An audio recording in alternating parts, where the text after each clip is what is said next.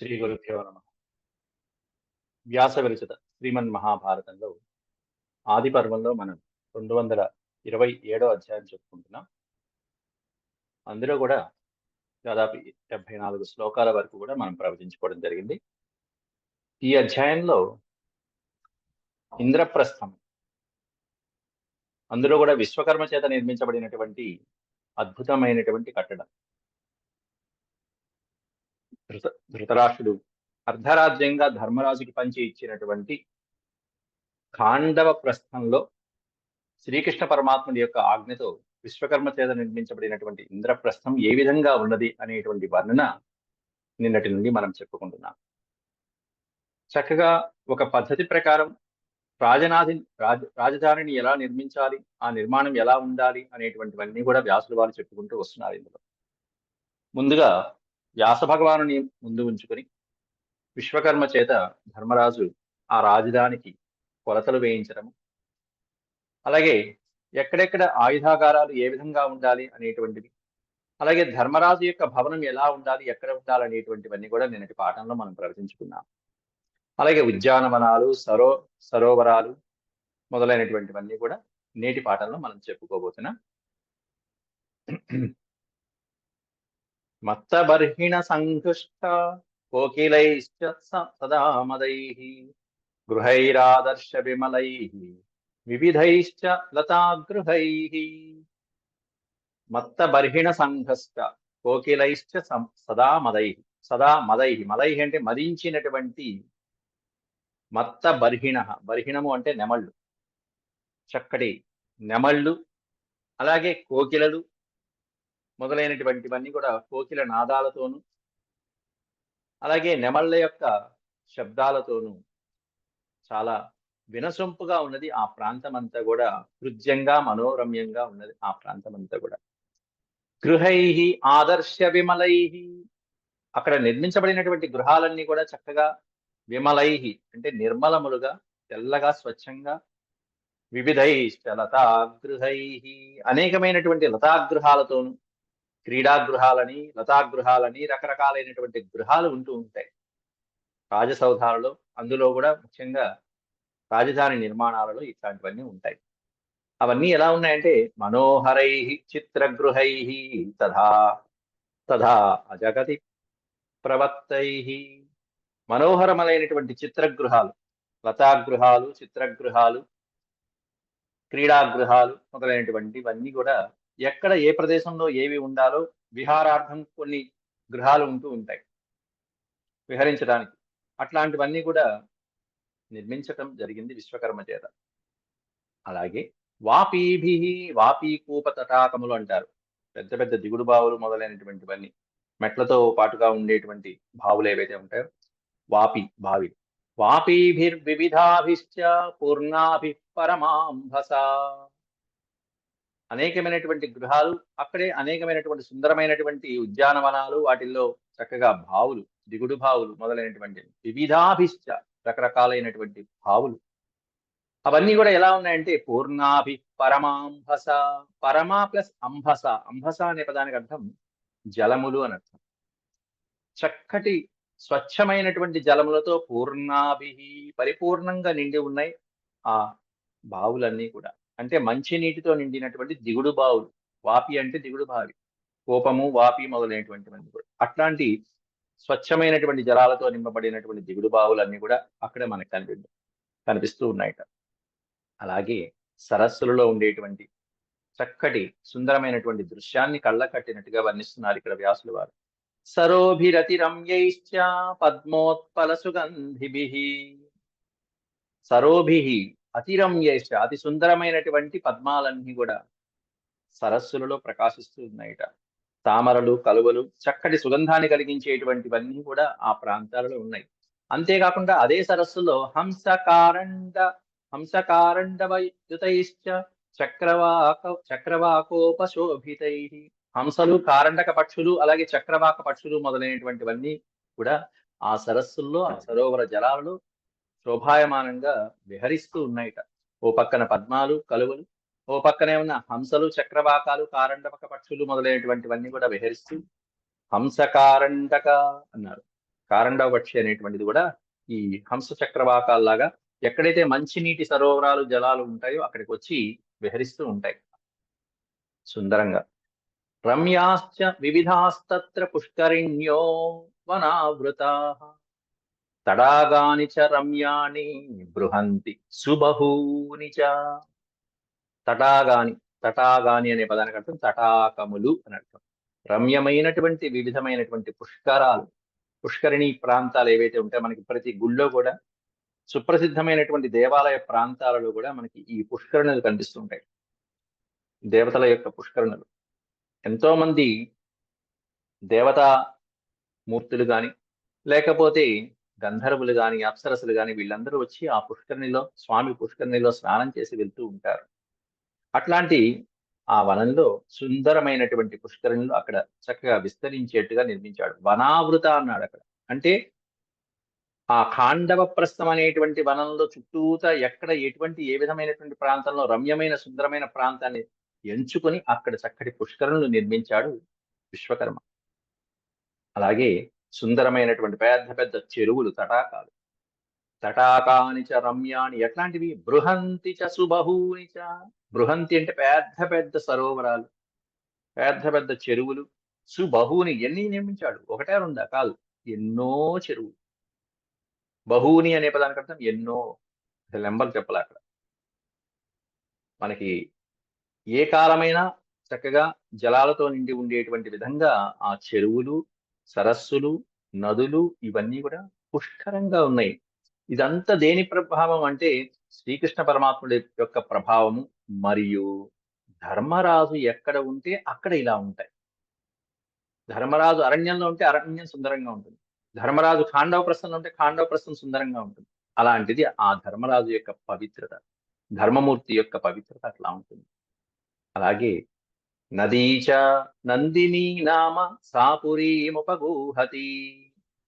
అక్కడ చక్కగా రమ్యమైనటువంటి నందిని అనేటువంటి పేరుతో ఒక ఉపపాయ, గంగాదేవి యొక్క ఉపపాయ అక్కడ ప్రవహిస్తూ ఉన్నది. నామసాపురీం ఉపగూహతి చాతుర్వర్ణ్య సమాకీర్ణమన్యై శిల్పిభిరావృతం. అనేకమైనటువంటి చాతుర్వర్ణ్యాల వాళ్ళు, బ్రాహ్మణ క్షత్రియ వైశ్య శూద్ర జాతులైనటువంటి అనేకమైనటువంటి వర్ణాలన్నీ కూడా సమాకీర్ణం అందరూ కూడా అక్కడ ఆ ఇంద్రప్రస్థంలో ఉండటానికి వచ్చినటువంటి వాళ్ళు. అంతేకాకుండా అన్యై శిల్పిభిరావృతం. ఆవృతం అనే పదం ఎక్కువగా వస్తుంటుంది, అంటే కూడుకుని ఉన్నటువంటి అని అర్థం. అనేకమైనటువంటి శిల్పులతో, శిల్పకళా నైపుణ్యం కలిగినటువంటి వాళ్ళతో, నిన్న చెప్పుకున్నాం శిల్పము అనే పదానికి అర్థం టెక్నాలజీ అని అర్థం. అనేకమైనటువంటి సైన్స్ అండ్ టెక్నాలజీలో నిష్ణాతులైనటువంటి వాళ్ళు అని అర్థం. అంటే అనేకమైనటువంటి శాస్త్ర విభాగాలలో నిష్ణాతులైనటువంటి ఎంతో మంది అక్కడికి వచ్చి, అనేక జాతుల వాళ్ళు, అనేక వర్ణాల వాళ్ళందరూ కూడా అక్కడికి వచ్చి నివసించడానికి ఇష్టపడుతున్నారట. సర్వదాభిశ్రుతం సద్భిః కారితం విశ్వకర్మణ. సర్వదాభిశ్రుతం సద్భిః కారితం విశ్వకర్మణ ఉపభోగ సమృద్ధైశ్చ సర్వద్రవ్య సమావృతం. సర్వద్రవ్య సమావృతం, అనేకమైనటువంటి ద్రవ్యాలన్నీ కూడా, కావలసినటువంటివన్నీ కూడా అక్కడ నింపి పెట్టేశాడు విశ్వకర్మ. ఉపభోగార్థమైనటువంటి సామగ్రి ఏదైతే ఉంటుందో, ఉపభోగము అంటే మనకి హాయిగా భోగాలు, విందులు, విలాసాలతో హాయిగా అనుభవించడానికి తగినటువంటి సామగ్రి ఏదైతే అవసరమైతే ఉంటుందో, అటు వాహనం కావాలంటే వాహనం ఉంటుంది, రథం కావాలంటే రథం ఉంటుంది, అశ్వం కావాలంటే అశ్వం ఉంటుంది, విహరించాలంటే ఉద్యానవనం ఉంటుంది. అట్లా సుఖాలు, భోగాలు అనుభవించడానికి ఉపయోగపడేటువంటివన్నీ కూడా సర్వదా, అన్ని వేళలా కూడా అక్కడ మనకు కనిపిస్తూ ఉంటుంది. విశ్వకర్మ చేత ఆ విధంగా సిద్ధం చేయబడింది. సర్వద్రవ్య సమావృతం, సమస్తమైనటువంటి ద్రవ్యాలతో పాటుగా ఎక్కడా లోటు ఉండదు ఆ ఇంద్రప్రస్థంలో. నిత్యం ఆర్యజనోపేతం, ఆర్యజనుల చేత నింపబడినటువంటి ప్రదేశం నిత్యం. అద్భుతమైనటువంటి చక్కటి పండిత జనుల చేత, సజ్జనుల చేత నిత్యం ఆర్యజనోపేతం నరనారీ గణైర్యుతం. నర నారి, స్త్రీ జనులు గాని పురుషులు గాని వాళ్ళందరూ కూడా గణై, వాళ్ళ యొక్క సమూహాలతో కళకళలాడిపోతూ ఉన్నది ఆ పట్టణం అంతా కూడా. స్త్రీ పురుషుల చేత కళకళలాడిపోతూ చక్కగా సుందరంగా ఉన్నది. వాళ్ళతో పాటుగా పశు సంపద కూడా ఎలా ఉన్నది అనేటువంటిది ఈ పాదంలో వర్ణిస్తున్నారు. పశు సంపద కూడా చాలా చాలా ముఖ్యమైనటువంటిది ఎప్పుడు కూడా. దాన్ని బట్టి ఇప్పుడు విరాటరాజు ఉన్నాడు, విరాటరాజుకి గోసంపదే ప్రధానమైనది. అలాగే యాదవులు ఉన్నారు, వాళ్ళకి గోసంపదే ప్రధానమైనది. అలాగే ప్రధానంగా వాటితో పాటుగా చతురంగ బలాలలో గజబలము, అశ్వబలం కూడా ముఖ్యమైనటువంటివి. అవన్నీ ఎలా ఉన్నాయో ఇక్కడ వర్ణిస్తున్నారు. వాజీ వారణ సంపూర్ణం గోభిరుష్ట్రై ఖరైరజ ఖరైరజై. వాజీ అనేటువంటి దానికి అర్థం గుర్రము అని అర్థం. వాజి వారణ సంపూర్ణం, వారణము అంటే ఏనుగులు, అటు గుర్రాలు గాని ఏనుగులతో సంపూర్ణం నిండి ఉన్నది అనేకమైనటువంటి ప్రాంతాలు. అంటే ఎక్కడైతే జంతువులు అక్కడ విశ్రాంతి తీసుకునే ప్రదేశాలు ఉంటాయో ఆ ప్రాంతాలన్నీ కూడా ఇదిగో ఏనుగులతోనూ గుర్రాలతోనూ గోభిరుష్ట్రై, గోభి అనే పదానికి అర్థం ఆవులతోనూ, ఉష్ట్రై ఒంటెలతోనూ, ఖరైరజై, ఖరై అజై, ఖరములు గాడిదలతోనూ, అలాగే అజై అంటే మేకలు, మేకలు, గాడిదలు, ఒంటెలు, ఆవులు, ఏనుగులు, గుర్రాలు, వీటితో చక్కగా పశు సంపదతో కళకళలాడిపోతూ ఉన్నది ఆ ప్రాంతం అంతా కూడా. అంటే పశు సంపద, అలాగే వ్యవసాయ సంపదలు, ధనధాన్య వృత్తులు మొదలైనటువంటివన్నీ, అలాగే శిల్పకళ నైపుణ్యం కలిగినటువంటి వాళ్ళు ఎక్కడ ఎలా ఉండాలో అలా ఉంటున్నారు. ఇవన్నీ కూడా మనం దేనికి మనం సింబాలిజం అంటే చాలా అభివృద్ధి చెందినటువంటి ఒక రాష్ట్రంలో ఎలా ఉండాలో అలా చెప్పుకొస్తున్నారు ఇక్కడ వ్యాసుల వారు. ఎక్కడ లోటు లేకుండా ఈ రాష్ట్రంలో అన్నీ ఉన్నాయి, అన్ని సంపదలు మనకి ఉన్నాయి, ఈ రాష్ట్రంలో ఉంటే మనకి వృద్ధి కలుగుతుంది అని ఆశావాహం వ్యక్తపరిచేటువంటి యువతి యువకులకి సరైన ప్రదేశం ఎలా ఉంటుందో అలా ఉంది.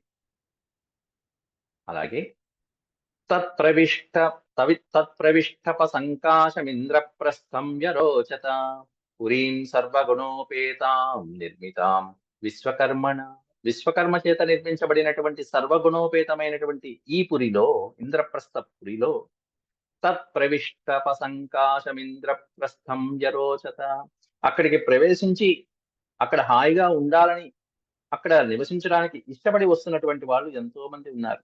విశ్వకర్మ చేత నిర్మితమైన ఆ మహానగరం ఎట్లాంటి వాళ్ళకి అది ఆలవాలంగా ఉందంటే మహాత్ములకి సత్పురుషులకి నిలయంగా భాషిస్తూ ఉన్నది. తత్ప్రవిష్టపసంకాశం, అక్కడ ఇంద్రప్రస్థం అనేటువంటి నగరంలో కావాలని వస్తున్నారు వాళ్ళందరూ. పెద్ద పెద్ద వాళ్ళందరూ, మహానుభావులందరూ వచ్చి అక్కడే నివసించడానికి ఇష్టపడుతున్నారు. యరోచత అంటే ఇష్టపడతారు. అలాగే పౌరవాణాం అధిపతి కుంతీపుత్రో యుధిష్ఠిరః కృతమంగళ సత్కారై బ్రాహ్మణైర్వేదపారగై.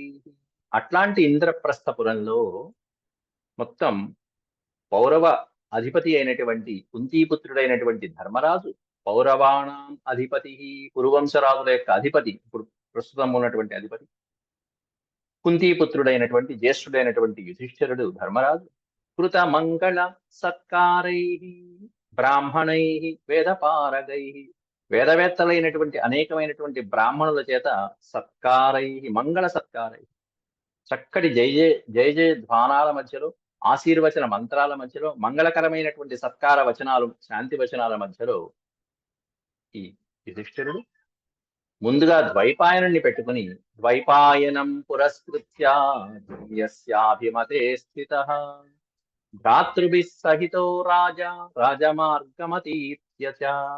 ద్వైపాయనం పురస్కృత్య, పురస్కృత్య అనే పదానికి అర్థం ముందు పెట్టుకుని. ఎప్పుడు కూడా మహారాజు బ్రాహ్మణోత్తముల్ని ముందు పెట్టుకుని నడవాలి, లేకపోతే గురువు గారిని ముందు పెట్టుకుని నడవాలి. ఇక్కడ ఎవరిని ముందు పెట్టుకుని నడుస్తున్నాడు? ద్వైపాయనం పురస్కృత్య, శ్రీకృష్ణ భగవానుడు, శ్రీకృష్ణ ద్వైపాయనుడైన వ్యాస భగవాను ముందు పెట్టుకుని, ఇంకో పక్కన ధౌమ్యస్య అభిమతే స్థితః, ధౌమ్యుల వారిని ముందు పెట్టుకున్నాడు. ఓ పక్కనే ఉన్న వ్యాసుల వారు, ఓ పక్కనే ఉన్న ధౌమ్యుల వారు ప్రకాశిస్తున్నారు. అంతేకాకుండా వాళ్ళతో పాటుగా భ్రాతృభిః సహితో రాజా రాజమార్గమతీత్య చ. రాజమార్గం అంటే ఏదైతే పురమార్గం, ఇంద్రప్రస్థ రాజమార్గం ఉందో ఆ రాజమార్గంలో భ్రాతృభిః సహిత, మొత్తం సోదరులతో పాటుగా వేదవేత్తలైనటువంటి బ్రాహ్మణులు ఉన్నారో పక్కన, కృష్ణద్వైపాయనుడు, ధౌమ్యుల వారు. ఈ ధౌమ్యుడు అనేటువంటి వారు మనకి వీళ్ళు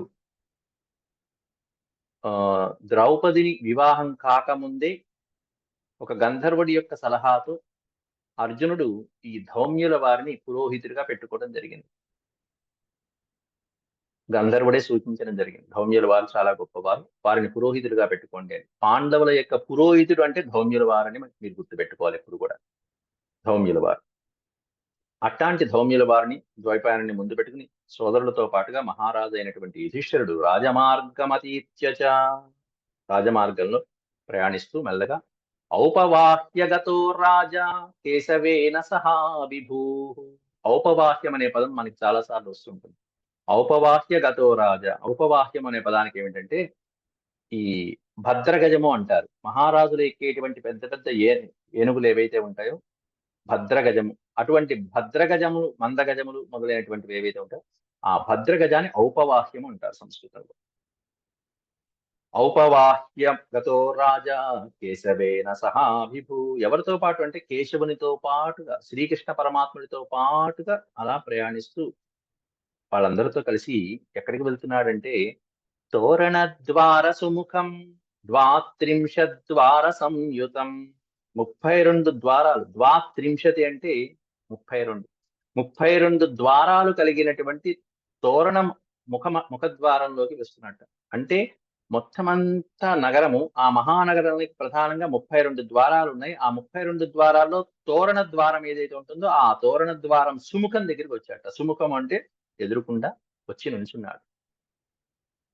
తోరణద్వార సుముఖం అంటే ఒక శుభముహూర్తం చూసుకుని ఈ పెద్దలతో పాటుగా మహారాజు లోపలికి, నగరం లోపలికి ప్రవేశించడం జరుగుతున్నది. ఇక్కడ యుధిష్ఠిరుడు తన ఇంద్రప్రస్థపురంలో ప్రవేశిస్తున్నాడు. 32 ద్వారాలు కలిగి ఉన్నాయట.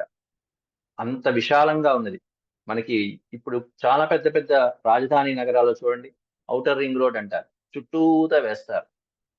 అలా కోటలు, పెద్ద పెద్ద కోటలు కట్టినప్పుడు ఆ కోటలు అవసరమైన సమయంలో ఎప్పుడు ఎలా ఏ మార్గంలో వెళ్ళాలో ఆ మార్గంలో వెళ్ళిపోతూ ఉండటానికి. ద్వాత్రింశత్. రామాయణంలో దశరథుడు కూడా దశరథ అని అంటారు. దశరథ అంటే ఎన్నో అర్థాలు చెప్పుకుంటూ వస్తారు వ్యాఖ్యాతలు. అసలైతే అతనికి 8 దిక్కుల్లో 8 రకాల రథాలు సిద్ధంగా ఉంటాయట దశరథుడికి. దశ అంటే 10, 10 దిక్కులు అంటే 10 వేసుకోవచ్చు. 10 దిక్కులు అంటే ఊర్ధ్వలోకానికి కూడా సిద్ధంగా ఉన్నట్టే ఒక రథం. అంటే 10 దిక్కుల్లోనూ 10 రథాలు సిద్ధంగా ఉంటాయట దశరథుడికి. ఎందుకయ్యా అంటే ఎప్పుడు ఏ సమయంలో ఎవరికి అవసరం వస్తే ఆ సమయంలో వెళ్ళిపోవటానికి, ఇమ్మీడియట్ గా వెళ్ళడానికి, ఇంకో డైరెక్షన్ నుంచి రథం తీసుకువెళ్ళకంటే ఆ డైరెక్షన్ లో ఏ సిద్ధంగా రథం ఉంటుందో ఆ రథం ఎక్కి వెళ్ళిపోతూ ఉంటారు. అట్లా అన్ని డైరెక్షన్స్ లోనూ మార్గాలు గాని, రథాలు గాని, ఆయుధాలు గాని ఇవన్నీ కూడా మహారాజుకి సిద్ధంగా ఉండాలి. అట్లాంటిది ఈ పట్టణానికి 32 ద్వారాలు ఉన్నాయి. ద్వాత్రింశద్వార సంయుతం తోరణద్వార సుముఖం. అట్లాంటి అద్భుతమైన, అయితే దీనికే ఒక ప్రధానమైనటువంటి ముఖద్వారానికి అద్భుతమైనటువంటి పేరు పెట్టడం జరిగింది వ్యాసుల వారు. దాని పేరేంటంటే వర్ధమానపురద్వారాత్ ప్రవివేశ మహాద్యుతి. ఈ 32 ద్వారాలు కలిగినటువంటి ఈ నగరానికి తోరణ ద్వారం ఏదైతే ఉంటుందో ప్రధానమైనటువంటి ద్వారానికి వర్ధమానపుర ద్వారం అని పేరు దానికి. ఆ వర్ధమానపుర ద్వారంలోంచి, ప్రసిద్ధి పొందినటువంటి ఆ నగర ద్వారంలోంచి లోపలికి ప్రవేశించాడు ధర్మరాజు. వర్ధమానపుర ద్వారాత్ ప్రవివేశ మహాద్యుతి. మహాద్యుతి గొప్ప కాంతి కలిగినటువంటి వాడు, తేజస్శాలి అయినటువంటి ఆ ధర్మరాజు పెద్దలందరితో కలిసి ప్రవివేశ లోపలికి ప్రవేశించాడు పురద్వారంలో. ఒక్కసారిగా చక్కగా మంగళకరమైనటువంటి వాయిద్యాలు, శంఖదుందుభి నిర్ఘోషా శ్రూయంతే బహవో భృశం జయేతి బ్రాహ్మణ గిరః శ్రూయంతే చ సహస్రశః. శంఖదుందుభి నాదాలు మోగినాయి ఒక్కసారిగా. అంతేకాకుండా శ్రూయంతే చ బహవో భృశం. భృశం అంటే మిక్కిలి, మిక్కిలి ఎన్నో రకాలైనటువంటి మిక్కిలి శంఖదుందువుల యొక్క నాదాలు మంగళకరంగా శ్రూయంతే వినబడుతున్నాయి. ఓ పక్క నుంచి ఉన్న బ్రాహ్మణుల యొక్క వాక్కులు, బ్రాహ్మణ గిరహ, గిరహ అంటే వాక్కులు, ఏమని మాట్లాడుతున్నారట వాళ్ళు, ఏమని ఆశీర్వదిస్తున్నారు, జయ జయేతి, జయ, జై జై అనేటువంటి శబ్దాలు ఏవైతే ఉంటాయో ఆశీర్వచన సూచకంగా, విజయ సూచకంగా ఇచ్చేటువంటి జయ జయ స్థానాలు బ్రాహ్మణ శబ్దాలు. జయేతి బ్రాహ్మణ గిర శ్రూయంతే చ సహస్రశ. ఎంతమంది బ్రాహ్మణులు? వేలాది మంది బ్రాహ్మణులు. సహస్రశ, వేలాది మంది బ్రాహ్మణుల యొక్క శబ్దాలు, నోటి మాటలు వినిపిస్తున్నాయి. సంస్తూయమానో మునిభి సూతమాగద బంధిభి. సంస్తూయమానో మునిభి, మునుల చేత చక్కగా ప్రశంసించబడినటువంటిది. సూతమాగద బంధిభి. ఇక్కడ బంధిభి అన్నా వందిభి అన్నా ఒకటే. ఇక్కడ సూతమాగద బంధిభి అనేటువంటి వందిభి అనే పదానికి అర్థం ఏంటంటే, మనకి వందిమాగదులు అంటారు. అంటే మహారాజు వస్తుంటే చక్కగా స్తోత్రం చేస్తూ ప్రశంసిస్తూ జయ జయ ధ్వానాలు పలుకుతూ ఉండటాన్ని వందిమాగదులు అంటారు. అనేక మంది మహర్షులు అక్కడ ప్రశంసిస్తున్నారు, ఆశీర్వదిస్తున్నారు లోపలికి వస్తున్నటువంటి ధర్మరాజుని. అలాగే సూతులు, మాగధులు, వందిభి మొదలైనటువంటి వాళ్ళ చేత కూడా ప్రశంసించబడుతున్నాడు ధర్మరాజు. ఇక్కడ వందిమాగధ స్తోత్రాలు, రాజాధిరాజ రాజమార్తాండ అంటూ ఏదైతే ప్రశంసిస్తూ ఉంటారో, అంతేకాకుండా కొంతమంది రథసారథులు మొదలైనటువంటి వాళ్ళు, సూతులు అంటే రథసారథులు మొదలైనటువంటి వాళ్ళు, అలాగే ప్రశంసించబడేటువంటి వాళ్ళు, వాళ్ళందరూ కూడా చక్కగా విజయోస్తు మొదలైనటువంటి జయ జయ శబ్దాలతో, అటు బ్రాహ్మణులే ఉన్న జయ శబ్దాలతోనూ ఆశీర్వచన శబ్దాలతోనూ దీన్ని అభినందిస్తున్నారు. ఔపవాహ్యగతో రాజా రాజమార్గమతీత్య చ కృతమంగళ సత్కారం ప్రవివేశ గృహోత్తమం. ఆ వర్ధమానపురం అనేటువంటి రాజద్వారం నుంచి అలా లోపలికి ప్రవేశించి ఎక్కడికి వస్తున్నట్ట? ఔపవాహ్యం, మళ్ళీ వచ్చింది ఇందాల ఆయన చెప్పిన పదమే. ఔపవాహ్యం అంటే భద్రగజం మీద ఎక్కినటువంటి ఆ మహారాజు రాజమార్గంలోకి వస్తూ మంగళకరమైనటువంటి చక్కటి సత్కారాలు అందుకుంటూ ప్రవివేశ గృహోత్తమం, ఉత్తమమైనటువంటి తన భవనంలోకి ప్రవేశించాడు. గృహ ఉత్తమం, ఉత్తమమైనటువంటి రాజప్రాసాదం ఏదైతే ఉంటుందో ఆ రాజప్రాసాదంలోకి ప్రవేశించాడు. రాజధాని నుంచి, రాజధాని యొక్క ప్రవేశ ద్వారం నుంచి ఇప్పుడు తన యొక్క రాజభవనంలోకి ప్రవేశిస్తున్నాడు. ప్రవిశ్య భవనం రాజా నాగరైరభి సంవృత. నాగరము అనే పదానికి అర్థం నగర ప్రజల చేత, పౌరులందరి చేత, మహానుభావులైనటువంటి పెద్దల చేత. ఆ భవనంలోకి ప్రవేశించి మహారాజు నాగరై అభిసంవృత, అనేకమైనటువంటి ప్రజలందరి చేత చుట్టుకొనబడి, అంటే సమూహంగా అందరూ ఎదురు చూస్తున్నారు ఈ మహారాజుని చూడటానికి, స్వాగతం పలకటానికి. ఆనందంతో ఉన్నారు వాళ్ళందరూ. ప్రహృష్టముదితైరాసీత్ సత్కారైరభిపూజిత. వాళ్ళందరి చేత అనేకమైనటువంటి సత్కారాల చేత పూజించబడి, ప్రహృష్టముదితై, ఆనందంతో సంతోషంతో ఉన్నటువంటి వాళ్ళ యొక్క చక్కటి మనస్సులతో మహారాజైన ధర్మరాజుని సత్కారం చేశారు, పూజించారు. అలాగే ధర్మరాజు కూడా బ్రాహ్మణోత్తములందరికీ కూడా ఏ విధంగా సత్కారాలు చేయాలో, ఏ విధంగా దానాలు చేయాలో అవన్నీ చేశాడు. పూజయామాస విప్రేంద్రాన్ కేశేన మహాత్మన తతస్థు రాష్ట్రం నగరం నరనారీ గణాయుతం. చక్కగా వాళ్ళందరి చేత కూడా పూజలు అందుకుని వాళ్ళని కూడా పూజించాడు మహానుభావుడైనటువంటి ధర్మనందనుడు. తతస్థు రాష్ట్రం నగరం నరనారీ గణాయుతం. ఆ రాష్ట్రము, ఆ నగరం, ఆ ప్రదేశం అంతా కూడా మొత్తం పౌర జనులతో నిండిపోయింది. గణాయుతం, నరనారీ గణాయుతం అంటే పురుషులు, స్త్రీలు, పెద్దవాళ్ళు వీళ్ళందరి చేత కూడా నిండిపోయింది ఆ ప్రదేశం అంతా కూడా. గోధనైశ్చ సమాకీర్ణం సస్యైర్వృద్ధిం తదాగమత్ తేషాం పుణ్యజనోపేతం రాష్ట్రామావిశుతాం మహత్ పాండవానాం మహారాజ శశ్వత్ ప్రీతిరవర్ధత. అట్లాంటి పుణ్యమైనటువంటి జనులతో నిండినటువంటి ఆ రాష్ట్రం అంతా కూడా చాలా గొప్పగా ప్రకాశిస్తూ కనిపించింది. విశ్వకర్మ చేత నిర్మితమైన ఇంద్రప్రస్థం. అందులో కూడా అంటే రాష్ట్రాన్ని నిర్మించినటువంటి వాడే మహానుభావుడు, దేవతామూర్తి అయిన విశ్వకర్మ. అందులో కూడా ధర్మనందనుడు, అందులో కూడా శ్రీకృష్ణ పరమాత్ముడితోనూ వ్యాస భగవానుడితోనూ ప్రవేశించాడు. ఇంకా ఎంతటి మహత్తు ఉంటుంది ఆ ప్రదేశానికి. అక్కడే ఉన్నటువంటి జనులు కూడా ఎట్లాంటి వాళ్ళు? పుణ్యజనోపేతం, అనేకమైనటువంటి పుణ్యజనులతో ఉపేతం, కూడుకుని ఉన్నటువంటి నిండినటువంటి ప్రాంతం. పాండవానాం మహారాజా, సస్వత్ప్రీతిరవర్ధత. శాశ్వతంగా ఆ పాండవ మహారాజు అయినటువంటి ధర్మరాజు ప్రీతిరవర్ధత, చాలా సంతోషించాడు. అక్కడ వచ్చినటువంటి వాళ్ళందరూ కూడా ఎంతో మంది ఉన్నారు. సౌబలైన ఇక అక్కడి నుంచి పాండవులు ఎలా ఇంద్రప్రస్థానికి చేరుకోవడం జరిగింది. ఆ తర్వాత వచ్చినటువంటి వాళ్ళందరినీ కూడా సత్కరించి వినయంగా, విధేయతగా వీళ్ళందరినీ తిరిగి ఎలా పంపించాడు. ఆ తర్వాత శ్రీకృష్ణ పరమాత్ముడు ఏమన్నాడు వీళ్ళతో వెళ్ళేటప్పుడు అనేటువంటివన్నీ కూడా ఇంకొక 20 శ్లోకాలున్నాయి. అది రేపటి అధ్యాయంలో మనం చెప్పుకుందాం. ఇంతవరకు సెలవు. ఓం శాంతి శాంతి శాంతి. యదక్షరపదభ్రష్టం మాత్రాహీనం చ యద్భవేత్ తత్సర్వం క్షమ్యతాం దేవనారాయణ నమోస్తుతే. సర్వం శ్రీకృష్ణార్పణమస్తు. ఓం నమో భగవతే వాసుదేవాయ. హరి ఓం.